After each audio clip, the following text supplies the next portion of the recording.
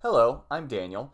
With this being a heated political climate right now, maybe it's often a heated political climate, but with it being an election year, I think it's a good idea to review the Hatch Act. The Hatch Act is what describes a list of rules of political things that we as federal employees can and can't do. And we could get in trouble if we violate the Hatch Act. So I'm going to read a list of things we're not allowed to do. And I'm sorry for reading to you. I'm reading this to you from my phone. So, as federal employees, we may not be candidates in partisan elections. So that means that if you're running for something with a political party attached to it, like representative, senator, whatever, we can't run in those. However, if you're running in a non-partisan election, so like sometimes people are running for like dog catcher or something and they don't have a party attached to it, you can run for those. Or like, yeah, things like that. And I think city council is a nonpartisan position, so we could run for those kinds of offices. I don't think a lot of us are doing that. May not use official authority to interfere with an election or while engaged in political activity. Well, that's sort of easy to understand, I think. May not invite subordinate employees to political events or otherwise suggest that they engage in political activity. Wow, so your boss cannot tell you who to vote for, cannot tell you to go to an election rally or anything. They're not supposed to really even suggest it. May not knowingly solicit or discourage the political activity of any person with business before the agency. So if you're customer facing, then you can't. So if you're taking like phone calls from people that have problems with their taxes, you can't say, and remember to vote, right? Or remember to vote against this candidate. You can't do that. May not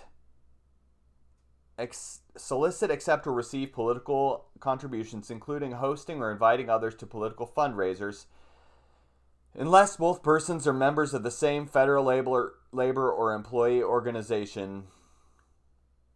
The person solicited is not a subordinate employee. The solicitation is for a contribution to the organization's political action committee, and solicitation does not incur while on duty in the workplace. Wow. So,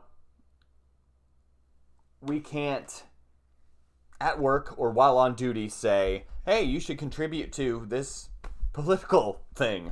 Why would we say that at work? But it's a rule because it's a thing people do. May not engage in, this is important, may not engage in political activity while on duty in the workplace, wearing a uniform or official insignia, or in a government vehicle. For example, may not wear, display, or distribute partisan materials or items, may not perform campaign-related chores, may not make political contributions, may not use email or social media to engage in political activity. That's a big one, right? And I don't know if people are getting in trouble for that, but I would say, even though political candidates might email you and ask for money, don't send them a donation while you're at work. And even though people on Facebook are really wrong about politics and you feel like saying something, if you're even on your break, don't. Just don't get in a political argument at work. It's not, one, nobody's been convinced on Facebook, but two, it's not worth it. You could get in trouble. Like, I haven't seen people be in trouble for this. I haven't seen the agency come down on people for this, but they could. They could. If you got in a political argument on Facebook while you're at work, even if it's on your break, you could get in trouble. That could be a Hatch Act violation, and it's just a silly thing to get in trouble for when we can avoid it. So, and then may not wear or distribute partisan materials or items, right? So don't go around nobody's handing out political flyers at work, I think, but don't. When in doubt, just don't. Don't bring it up at work. Don't talk about it at work. Just don't. It seems avoidable. So we care a lot about politics. We care a lot about who we think should win what election. We care a lot about a lot of issues, and it's just important to be very careful with what we're doing while we're at work.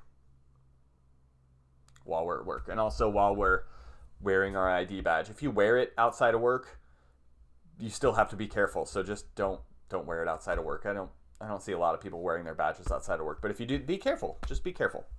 We could get in trouble.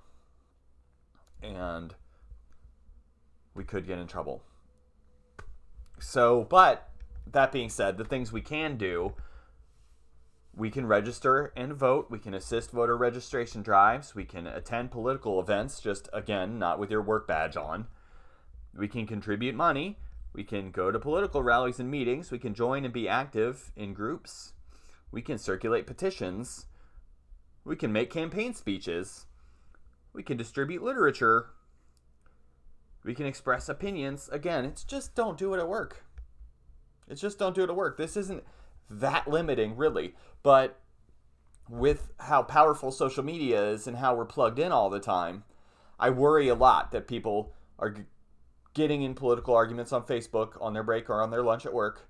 And I worry that at some point, those people could become a target. So don't do it. It's really avoidable. Let people be wrong on the internet. That's all.